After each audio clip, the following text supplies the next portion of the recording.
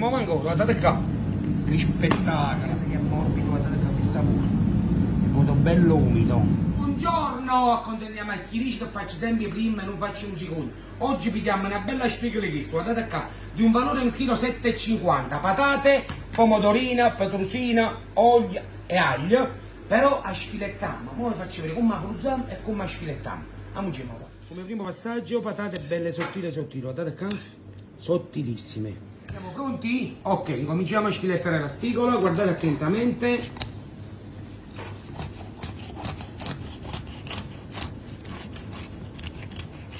Ora sfilettiamo per bene, togliamo pure la spina centrale, vedete?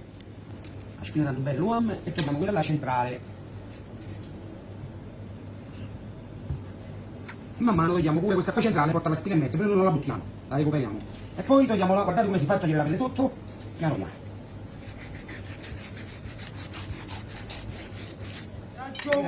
Un pizzico di olio sotto, sempre patate belle sottile, le spargite una alla volta, un pizzico di sale, un pizzico di pepe, i nostri filettoni sopra, appoggiati uno da qua, capa e coro, come si dice a Napoli, olio, sempre un pizzico di sale e patate sopra.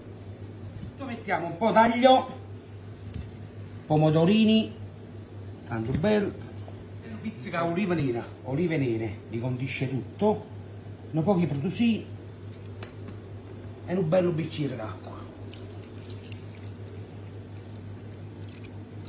Tutti a 180 gradi.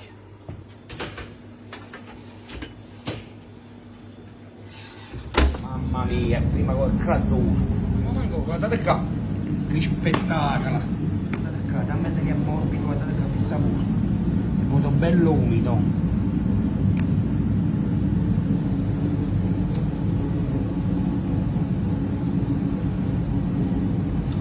La patata non assaggi perché è troppo bollente. Guardate qua, ma voglio vedere come è venuto, bello umido.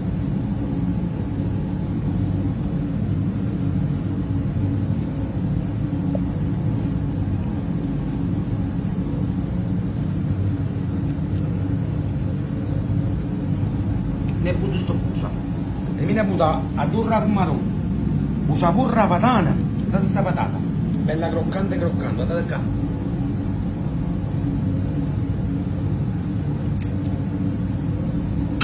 Un bacio a tutti quanti, ci vediamo alla prossima puntata.